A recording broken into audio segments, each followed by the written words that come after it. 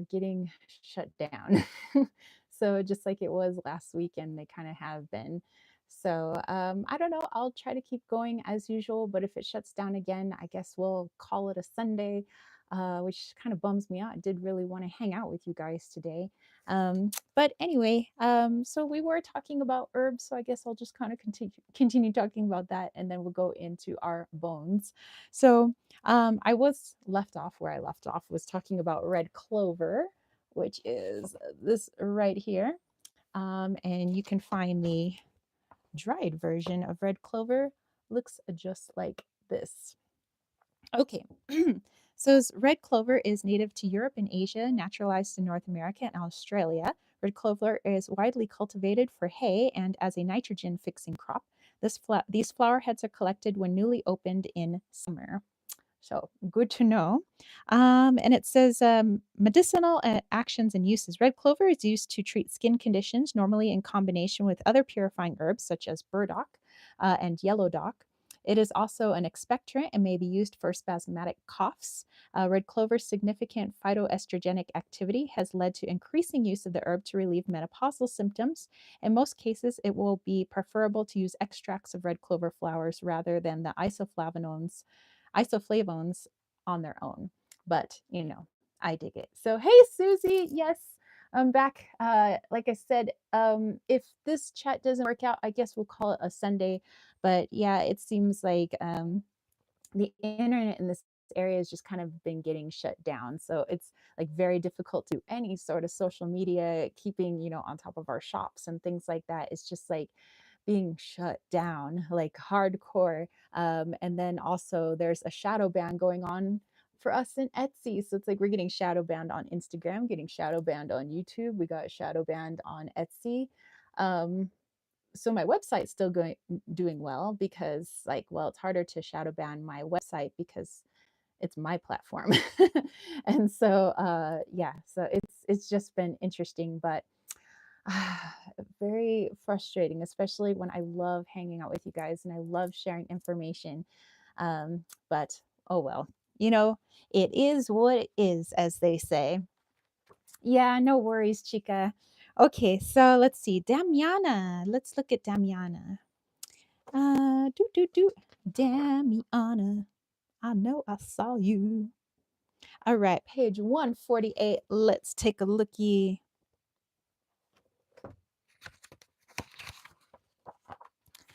All right, so Damiana has her own page over here. Susie says, yes, you're a light and they try to stop you. Hey, they can't stop me. I'm going to start going telepathic if I have to. I mean, that's what Mina was talking about in our last channeling. Might as well start getting all telepathic and shit. Okay, I have some dried Damiana right here. Okay, so let's see. Damiana is native to the Gulf of Mexico, Southern California, the Northern Caribbean islands, and Namibia. It is also cultivated in these areas. Damiana is grown from seed in spring and prefers a hot, humid climate. The leaves are harvested when the herb is in flower in the summertime. What beautiful yellow flowers it has. Okay, so let's see. What is the Okay, so for gynecological problems, Damiana is often given for painful and delayed periods and is usually used specifically for headaches connected to menstruation. Hence why I'm using it is for the headache. Okay, lastly, we have Egyptian blue lotus. So let's see if I can find that in here. I don't recall seeing blue lotus, but let's see.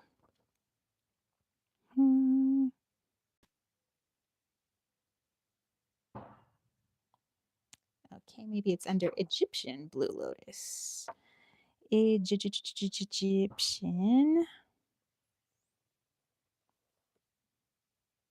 Nope, blue lotus is not in this book. This is why you got to cross-reference with different books. But at least I had 3 of the 4 herbs that are in here. But I will say for me, Egyptian blue lotus is just really good. It stimulates my third eye, my crown chakra. I do feel that it balances out like the waters, I guess, of the body. So I do like utilizing this herb. I do feel like it's a very feminine herb, not just because it's a flower. um, let's see. John says, "Hey, hey, Damiana," and Sandra says, "Wow, you go, girl." Thank you, thank you. Liesel says the video was frozen. Yeah, so yeah, for everybody who's coming in, if we have technical issues again, I guess I'll just stop the chat. And like I was telling Susie, we're just going to have to start getting telepathic. I mean, these are the games they're going to be playing. It's like, we're going to like shut down your, YouTube channel and your Instagram and your Etsy shop and all this. Like, really? But can you stop telepathy though? I don't think so. But can you stop our energy? Don't think so. Jolene says, does Native American or indigenous drums help heal and do other stuff for plants and animals, including humans in some way? Um, I would say that everything, because this is just my belief and perspective. I believe, all is one. So we all share that collective consciousness. And so, in a way, we are all each other's medicine. The rocks and crystals are our medicine, just as we are their medicine. The plants and animals, they're our medicine just as much as we are their medicine. But it has to be a symbiotic relationship, instead of just taking the herb or just taking the animal or taking whatever it is. We have to be able to give in return. So it's like, here's your you're offering me up information, I would like to offer you up information so that we can all grow, as souls and as beings here on this planet. um, when it comes to things that we can create with our very odd human vessels, either utilizing our voice for song, our hands for sound, or are the drums, the things that we create. I believe that all of them are just extensions of our energy. The voice is extension of our energy. The sounds we make with our body, extension of our energy. The things that we can create from our heart space, like a drum, which does mimic the heart, comes from an energetic place, which is us. It's an extension of us. So I believe that all of those things are us, and so they do have healing properties to them. But I think that sometimes we get confused and we feel that it's the tools themselves that are doing the healing, when really it's because the tools are connected to us. We are doing the healing. We're just using an extension of ourselves. But like I said, that's my personal belief. You guys might have a different point of view. But yeah, that's why I like working with herbs. Is I don't just see them as like, I don't see this as a jar of dried plant material. It's like, I'm in this jar. That's why I put it in a jar. Is, I want it to feel like it's something special. So I put it in a special jar because I want to feel special. I try to see myself in the herb. I try to listen to what it has to say when I choose herbs for like my teas and stuff. Which, let me have a little bit more. I always ask the herbs, who would be most beneficial in helping me at this time, with a particular tea. And I'll get a few types of herbs that kind of pop up in my head. But then I ask them, why, why am I needing, or why do I feel I need your services in the first place? Like, what is something that I could work on energetically while you help my body physically? So let's say, I'm working with some PMS symptoms right now, but I might ask myself, other than the standard 3D answer of like, well, you have PMS symptoms because you got your moon cycle right now. Okay, well, that's the 3D answer, but I want to know the energetic answer. Why does my body feel this way? Where is that actually coming from? Is there something that needs to heal? And can I work on that while I'm utilizing my plant friends who are now in mixed with the water in this mug here, so that it's like a twofold, I guess, approach, or maybe it's threefold, because it's the water, it's the herbs, it's myself, it's the energy, it's working with them, it's kind of well rounded, I guess. But yeah, that's just how I see things. I also feel that we can heal ourselves without the use of the extensions that we create, but um, more like let's say I would still work with herb, but I wouldn't work with it physically, like not as a tea, not as not even holding it, but just connecting energetically with that plant. So let's say I connected with banana plant, which there are no banana plants here. We're too high in altitude and it's too dry here. But let's say I wanted to connect with that energy because banana plant came in to work with me. And so whatever it is that I'm, doing shadow work on, I would ask banana plant for its medicine while I am helping with whatever it needs from me. If there's anything I can offer banana plant. And so for me, I'm moving towards a more energetic space. Yes, I love to still learn about herbs, obviously. That's why I have a herbal book here. Um, but I'm also trying to see if I can connect to things just without physically having them in my presence, and seeing if we could just do a beautiful energetic exchange in that form instead of having to just physically, do this and that. So yeah, I mean, so I'm kind of moving my practice around, I guess, so to speak. Um, okay, so let's go back here. I missed some of your comments. Let's see. Sandra says, "What herbs are good for menopause again?" I would say the number one, maybe, I would say go with these two. I would say go with red clover and go with horsetail. Those are pretty good for menopause, especially red clover. That's supposed to be like number one. But definitely look into it, see how your body reacts to it. John says, I heard the blue lotus we know as Egyptian is really Thai and not as potent, and we should probably use pink lotus as it's more potent. Have you heard this? Yes, I have actually. And there are some Egyptian blue lotus that is cultivated, yes, in Egypt, but much of it is cultivated in Asia, where it actually has a better climate for that because the in ancient Egyptian times, it wasn't always the arid desert that we look at Egypt as now. It actually had more of a tropical desert feel to it. It was like tropical slash desert. And so, with more humidity in the air, it was easier to cultivate certain plants, like Egyptian blue lotus, or at their time, it would just be blue lotus, or lotus flowers at all. So, with the climates that have changed, some of the things that used to be native to certain regions are no longer native to those regions unless they have like special greenhouses and things like that. But some of them are being cultivated in other places, like in Asia, where they do have high humidity in certain parts of Asia. Um, and so it would be better suited for Egyptian blue lotus, which is no longer really in Egypt. But yeah, you do make a really good point. And so um, I found this to be more potent menopause. Ooh, there you go. Nice. Sandra says, yes, we're all just energy and everything. Angela said, yes, yes, we should be disconnected no matter who or what gets in the way. Nothing can break away hearts that have things to say. Energy will connect us to come what may. Amen. And so it is. And Jillian said, wow, that answer was gold and resonates in so many ways. I got really motivated to understand better, and hearing your view is eye opening in a good way. All right, excellent. And John said, either way, if it's the plant or us, if it works, right? I do believe in questioning everything, but also sometimes the magic is in suspending disbelief. Yes, exactly. So yeah, some people are like, if it works, it works. And I'm kind of all about that too. But sometimes I want to know, but why? Why does it work? Sandra says, does anyone know what herbs I could also take for rosacea? Anything with skin, um, I would say look into stinging nettle, calendula, um, and there's one other herb I'm thinking of. Gosh, it's a root actually. It's not an herb, but it's a root. Um, why can't I think of it right now? Well, start off with those two. I would say stinging nettle and calendula are really good for skin. Um, but also, hmm, well, burdock is pretty good as well, but burdock is also good for like reproductive system and connective tissue and brain function.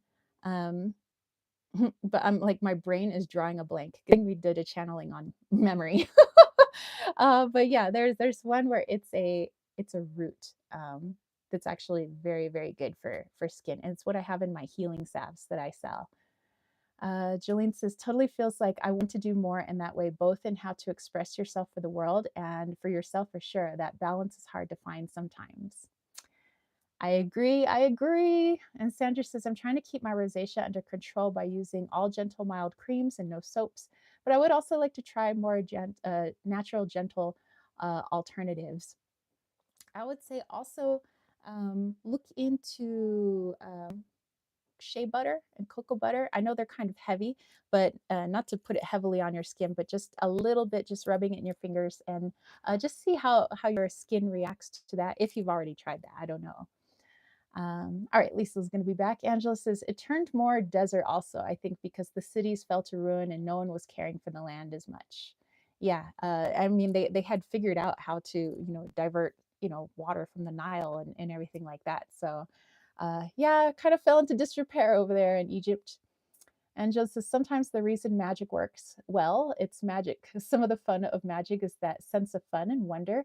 And while it's not fun in games, if you don't enjoy it, you don't have to feel that feel of wonder. Ah, yes. And Angela says it is truly magic. Heather says calendula, yarrow, rosemary are good for skin. Rose hip and rose oil. There you go. Those are some of the other things in my salves. I don't know why my brain was drawing a blank, but yeah, rose hips especially. They have a ton of vitamin C and other like vitamins and minerals. That's a lot of good stuff. You just want to make sure that you separate the seed from the little hairs that are inside a rose hip because those can be a little irritating, especially if you're taking it internally. But yeah, rose hip, rose, anything with rose. Yarrow is really good. Rosemary is also really good for hair. And I like to do a rosemary and stinging nettle hair oil mask that I kind of like made myself. But so what I did was I just took rosemary, stinging nettle herb. I put that into coconut oil and then I left that out in the sun for, I don't know, like 2 or something to really get it nice and infused with that solar energy. And then I put it into a little jar. I strained out all the herbs, and now I just have this potente oil that I just like put in my hair once a week, just before I do like my little hair wash. And my hair gets so soft. It's so nice. um, Star says, finally can sit for 10 minutes. Yes, take a load off. Take a load off. All right, so Sandra's going to try out some of those herbs. Excellent, excellent. I'm so glad that we have a lovely herbal place in town, not too far from here. I mean, town's an hour away, but there's a place called Sunshine Herbs in there. So if you guys are in the Sholo area or in the northeastern central part of Arizona, definitely check out Sunshine Herbs. It's actually a family-run business, and the shop itself is actually the granny flat on their property. So their house is literally right next door, the main house, and then the granny flat house is the shop. And so they have discounts for senior citizens on Fridays. So they usually have a line out the door of like, because most people in this town, I think the average age is like 65, 70. So there's a lot of people in there getting herbs. They're reasonably priced. They have a ton. And if they have something or they don't have something that you're looking for, they can always order it for you. They have their Native American friends, mostly like the Navajo that live around here, the Diné. They oftentimes drop off some of their herbs there. Those go really fast though. So like if you're not like there super early, like you've missed out on some native herbs, but but they have a lot of really good stuff there. Susie says, oh, she loves my salves. Thank you, thank you. Can check those out in the shop. Angela says, I love mint oil and lavender oil on the skin. Just make sure it's skin safe. Yes. Sometimes for some people, mint and lavender can be a little bit too intense for some people's skin, but for others, it's nice and soothing. Angela says, but I feel it's good and yes, so soothing. John said, I heard a professional remote viewer talking about how attachment and knowing blocks the ability to tap into the magic that allowed you to get the info you need. Hope that made sense. Yes, it does. That's why actually I like doing all these channelings is because we have to keep our mind so open to new information because all these beings coming in, they have all these different perspectives. You could be talking about the same topic. A gray is going to have a different perspective than somebody from Andromeda, than somebody like Mama Gaia herself, than a reptilian or a white reptilian or a mantid. Like everything is going to have a different perspective. And that's why we think it's so interesting to just kind of allow whoever wants to speak, because we're going to get your perspective. will better have a better understanding of polarity, like what how the point of view of a negative polarity thinks versus the point of view of a positive polarity or a neutral polarity. And I think that when we get into a hardened belief that it's very hard for any new information to be channeled through or to come through because the ego has already decided, nope, this is the way it is and this is how it always is. And and so it's hard sometimes to pass that barrier, which is why it's like so important for me when I channel that my ego isn't really a part of it at all. It's asleep, it can watch, but it can't really participate, so that way everything that comes through just kind of comes through. And then later on, once I'm not channeling anymore, the ego can jump in and be like, well, let's see, what did I agree with, what did I disagree with, all of these things. But yeah, I totally agree with what you're saying. Sandra says, you are beautiful, lady. I can feel your soul shining through. Oh, thank you, thank you, thank you. Jolene says, I guess there are different plants in different countries, but some seem to have found be found throughout other countries, like nettle and flowers, berries, and animals. Yeah, that's something that's I've noticed as I read these books. Like you can find this plant here, but you could also find it here, here, here, here. And I'm almost like, how did you make your way around the world, a little plant? Just like human beings, we made our way around the world. I'm like, did plants do something very similar? Did the animals do something similar? Did, you know, Miss Squirrel's ancestors get on a little boat, or perhaps maybe they crossed a land bridge, to get to all these different countries? Yes, very interesting. Sandra says, I also love the Native American Indians. They were so loving and caring about planet Earth and cared so much about nature. Yes, I mean, that's something that I think we're getting back to. I mean, and it's not just our Native American ancestors, but our ancestors from all over the world, whether they were, of the Germanic tribes, Celtic ancestors, Aboriginal ancestors, the Native American ancestors of the, North and South America, the Central American, all over the world, and I think it's a getting back.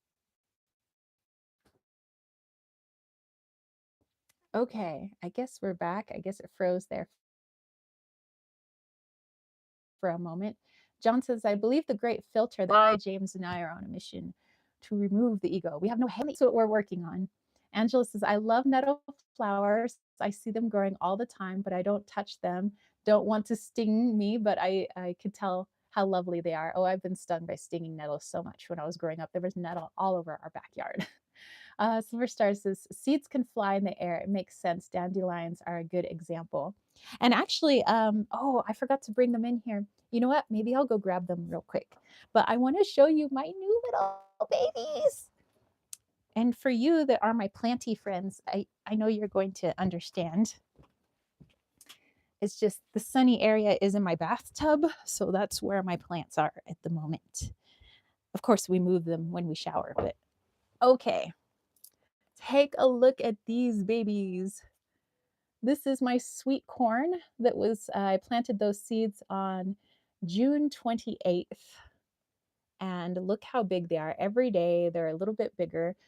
They're getting ready for transplant. Actually, going to be digging up an area next to our leach field, kind of where the water runs off and where it's like a little loamy, I guess, which would be nice and loose soil for these plants, these corn. So I'm thinking of doing like 3 rows of three, basically 3 or 4, maybe somewhere around there.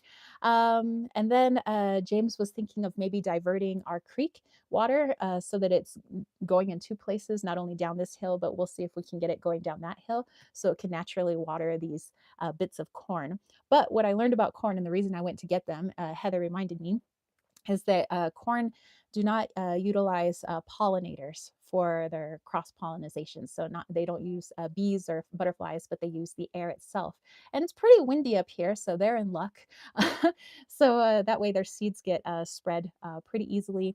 And so, yeah, so that's why I'm putting them on the south side, which is the hottest part of our hill. They'll get tons of sun, but plus they're going to get the creek water, but they're also going to get a lot of wind, which is going to be beneficial for them. And plus, the soil is a little bit looser over there just because it was dug up when they did our septic system. So I think the soil is a little more aerated. I will try to amend it a little bit, but yeah, I'm super excited. I will have to put some sort of barrier or something around it because we have some very crafty squirrels, chipmunks, mice, and rats. So I want to make sure that these have a little bit of a growing chance. I did hear that it would be behoove me to plant marigolds around them because marigolds are a natural bug repellent for a type of beetle that likes to eat the corn. So we will see. Um, let's see. Let's go back here. Um, Jolene says, can you make dandelion tea and nettle tea? Yes, you can. I have dandelion is actually a really good tea to take, especially if you have an upset stomach. It's really good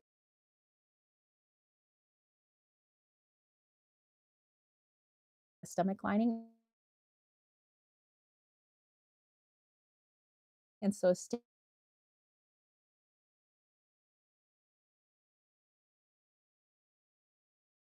it might seem